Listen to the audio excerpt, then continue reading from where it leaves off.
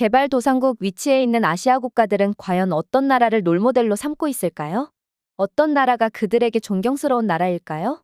여전히 아시아 국가들의 롤모델은 역시나 일본일까요? 지금 개발도상국 단계에 있는 여러 아시아 국가들에게서 그 롤모델이 더 이상 일본은 아닌 것 같은데요. 그들의 스승으로 생각하는 나라가 이제는 한국 쪽으로 이동한 것으로 보입니다. 그들이 왜 그렇게 생각하게 되었는지, 그리고 그들의 시각에서 왜 한국이 롤모델이 될 수밖에 없었는지를 알 수 있는 칼럼이 있습니다. 인도네시아의 경제학부 교수가 작성한 칼럼에서 인도네시아뿐만 아니라 다른 동남아 국가들이 바라보는 한국의 모습, 그리고 한국이 어떤 상황에 있는지를 객관적으로 잘 쓰여진 칼럼입니다. 한국 사람의 입장으로서 이 글을 읽고 나니 생각이 많아지기도 하는데요. 지금부터 만나보시죠. 인도네시아는 저주에 빠졌습니다. 흔히들 말하는 석유의 저주를 피할 수 없었습니다. 우리는 한국을 보고 배웠어야 합니다. 아니, 진작에 한국처럼 배우고 한국을 따라가야 했습니다. 한국이라는 나라는 일본과 중국, 러시아라는 강대국들 틈 사이에서 자신들만의 경쟁력을 갖추고 당당하게 살아남았습니다. 그들에게 석유가 있습니까? 그들에게 또 다른 지하자원이 있습니까? 전혀 그렇지 않습니다. 최근 아프리카에서 석유 때문에 내전이 심해지고 그로 인해서 참혹한 현실이 벌어지고 있습니다. 아프리카에서 발생하는 석유의 저주가 인도네시아에까지는 침범해오지 않았으면 하는 마음속 깊은 바람이 있었습니다. 하지만 지금 상황을 봐서는 전혀 그렇지 않습니다. 인도네시아에 내전이 일어나지 않고 사람들이 석유 때문에 죽어났다는 뉴스를 본 적이 없다며, 그리고 인도네시아에서 채굴되는 석유 때문에 먹고 사는 사람들이 있을 수 있겠지만 지식인으로서 어떻게 그렇게 1차원적으로만 생각을 할 수 있느냐 반문할 수 있을 것입니다. 석유 때문에 내전이 일어나는 상황은 아니지만 석유 때문에 사람들은 많은 것을 포기해야 했습니다. 한국과 비교하면서 인도네시아가 얼마나 불행한 상황에 빠져 있는지 알아야 합니다.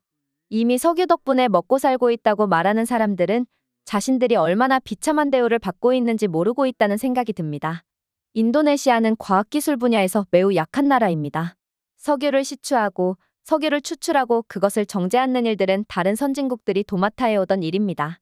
위에 언급했듯 석유를 간절히 원했지만 석유가 나오지 않는 한국이라는 나라가 인도네시아보다 수십 년은 뛰어난 석유 정제 기술을 가지고 있습니다. 심지어 한국은 석유를 시추해서 채굴할 수 있는 능력까지 갖춘 나라입니다. 한국은 1950년도 초반에 완벽하게 무너진 나라였습니다. 그들은 내전으로 인해서 수많은 사람들이 죽고 수많은 고아가 생겨났습니다. 심지어 미국에서 인도적인 차원에서 한국의 고아들 수만 명을 데려다가 키워주기도 했습니다. 당시 한국은 전 세계에서 가장 가난한 나라였으며 아무도 21세기 첨단 기술을 선도하는 국가가 될 것이라고 생각하지 못했을 것입니다. 돌아가신 부모님 세대들이 가난한 인도네시아 아이들에게 한국이라는 나라에 태어나지 않은 것을 감사해야 한다는 말씀도 심심찮게 하셨던 것을 생각해보면 당시 한국이 얼마나 불행한 나라였는지 상상하실 수도 없을 것입니다. 하지만 20세기 후반 과학기술의 엄청난 발전, 그리고 그에 맞춰 산업이 발전해오던 그 흐름에 올라탄 한국은 지금 엄청난 성공 가도를 달리고 있습니다. 과거 제조업을 시작으로 조선업, 반도체 산업, 자동차 산업, 석유 산업 등 전 세계의 돈이 쫓아다니는 모든 산업에서 한국은 제외되지 않았습니다. 게다가 21세기 들어서는 어디에서든지 절대 강자이던 일본을 제외하고 한국이 주목받는 시대가 열리기도 했습니다. 특히 반도체 분야에서 한국은 자체적인 기술력을 많이 가지고 있고 막강한 생산 설비, 그리고 무엇보다도 막강한 인적 자원들이 넘쳐납니다. 지금 그들이 겪고 있는 출산율 문제가 심각할지언정 그들은 지금 엄청난 부를 이룬 국가입니다. 한국이 이렇게 부자가 되지 못했다면 그들은 이렇게 낮은 출산율을 가지지도 못했을 것입니다. 인도네시아 사람들이 그렇게나 우러러보고 그렇게나 존경스러웠던 일본보다 한국인들의 소득은 더 높아졌으며 실제 지난해 발표된 공식적인 자료에 의하면 여전히 한국인들이 일본인들보다 더 높은 소득을 기록하고 있었습니다. 게다가 통계상 일본인들의 급여에는 그들의 교통비와 주거비 지원 금액도 포함되어 있는 수치이니 실질적인 액수를 다시 계산해보면 한국 사람들이 일본 사람들보다 평균적으로 월 500달러 이상 더 수익이 높은 수준에 도달했습니다. 아시아 부동의 강대국 일본이 이제 한국에게 따라잡혀버린 상황이 되었습니다. 물론 일본은 한국보다 훨씬 많은 인구, 그리고 기초과학에 대한 투자로 여러 가지 핵심 기술을 많이 가지고 있지만 일본은 쇠퇴하고 있으며 한국은 떠오르고 있습니다. 일본에는 이렇다 할 반도체 기업 또한 없습니다. 한국에서는 새로 맞이하는 AI 시대, 그들은 또 한 번 시대의 흐름에 탑승했습니다. 일본은 그렇지 못했습니다. 오래전부터 인도네시아에 있었던 K-팝 열풍, 한국 드라마 열풍, 한국어에 대한 관심을 보며 인도네시아의 일부 지식인들은 독자적인 주체성 없이 제2의 한국이 되고 싶은 것이냐며 비아냥거렸습니다. 하지만 저는 예전부터 한국의 문화를 폐쇄적인 시각으로 바라보지 말고 그들의 문화를 개방하고 그들이 가지고 있는 사고방식을 배워야 한다고 주장하고 있었습니다. 한국 드라마에서 쉽게 볼 수 있는 장면 중 하나는 자식에 대한 부모들의 교육열입니다.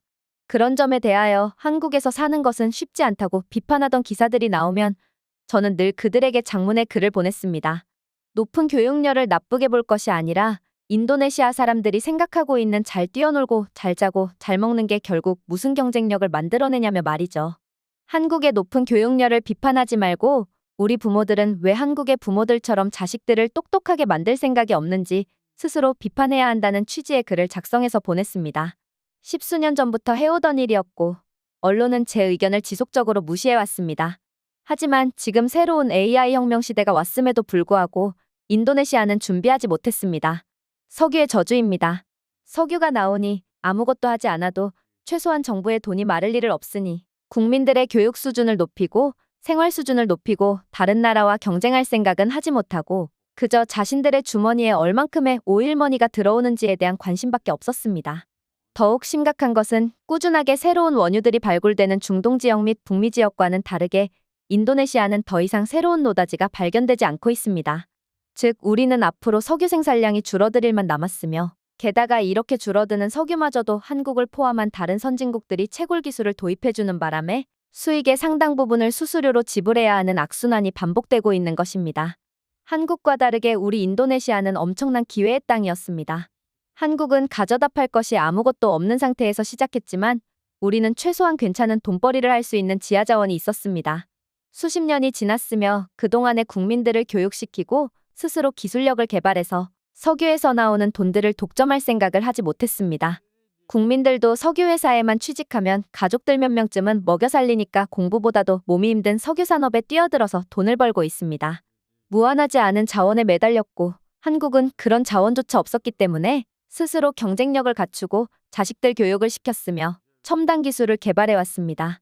그리고 과학기술의 발달로 모든 산업 분야는 전문성을 요구하게 되었고 한국은 그 어느 나라에도 뒤처지지 않을 만큼의 산업 역량을 키워냈습니다.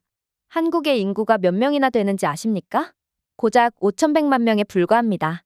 작은 숫자는 결코 아니지만 3억 명을 바라보는 인도네시아에서는 그동안 왜 이렇게나 인적자원 개발을 소홀히 했는지 개탄스러운 심정입니다.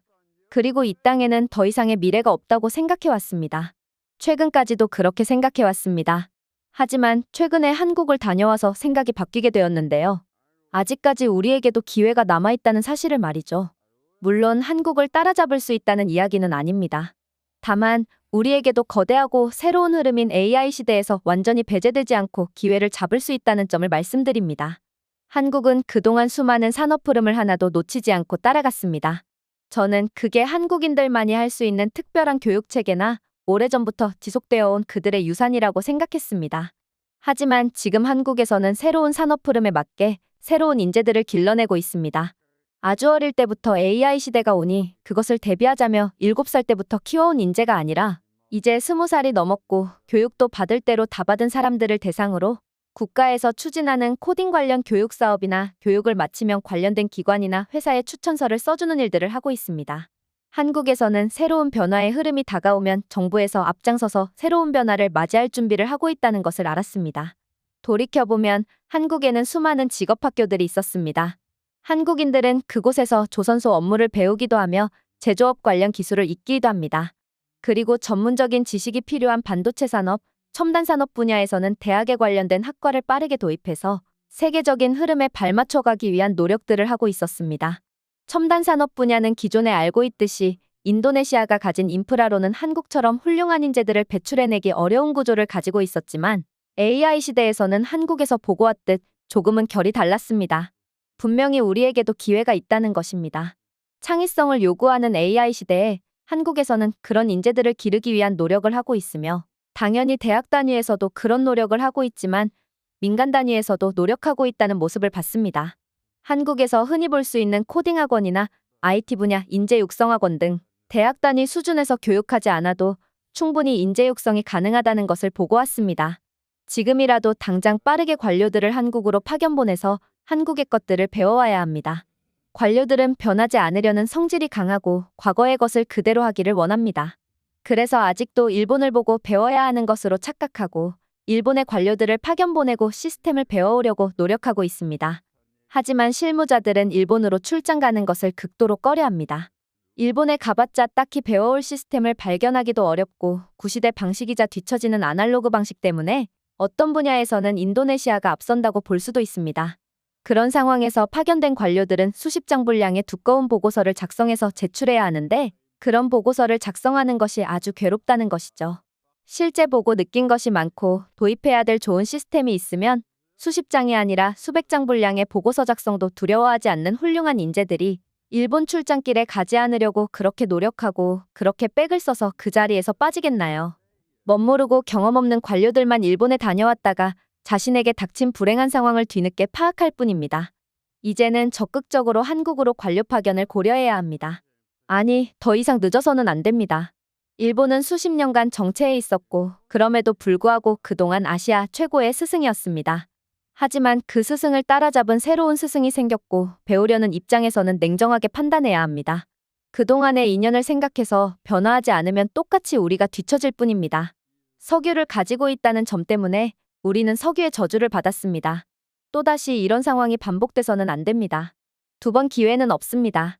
석유 자원은 단순한 지하 자원일 뿐이었고 지금 바뀌어가고 있는 세상은 지하 자원과는 비교할 수 없는 고부가 가치 산업들입니다. 이 산업을 놓쳐서는 안 되며 한국을 롤모델로 삼고 배워나가야 합니다.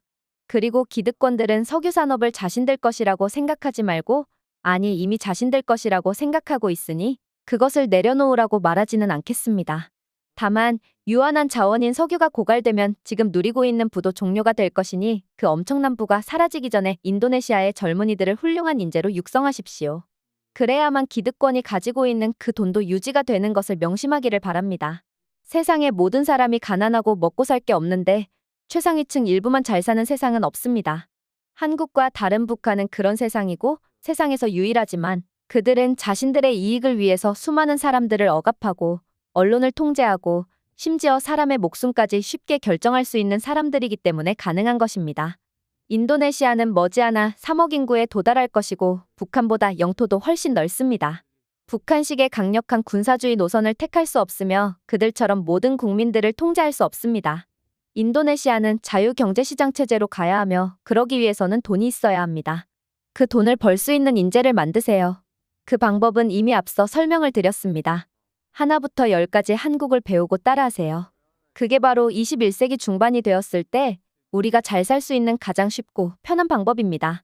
경제학 교수의 칼럼은 이렇게 끝이 났습니다. 이 글을 보면서 한국이 지금 어떤 입지를 가지고 있는지 그리고 우리가 어떻게 이렇게 성장했는지를 뒤돌아볼 수 있는 계기가 된 것 같습니다. 그동안 수많은 산업의 흐름이 바뀔 때마다 우리는 그것을 잘 캐치해왔고 선도하는 입장에서 달려가고 있었습니다. 한때 모든 아시아 국가들의 우상이었던 일본은 반도체부터 그 흐름을 놓쳤으며 과거에 이루어놓은 많은 부 덕분에 지금까지 그 명목을 이어오고 있지만 새로운 AI 산업이 다가왔을 때 우리가 가진 역량과 일본이 가진 역량의 차이로 인해서 앞으로 격차가 더 벌어질지 아니면 그렇지 못할지를 판가름하는 상황에 놓인 것 같습니다. 우리나라 산업의 미래에도 지금까지 그래왔듯이 밝은 빛만이 찾아오기를 바라고 또 바라겠습니다. 오늘의 영상은 여기까지입니다. 그리고 지금 화면에 나오는 영상을 아직 시청하지 않으셨다면 지금 바로 시청해보세요. 재미있는 다음 사연이 기다리고 있습니다. 감사합니다.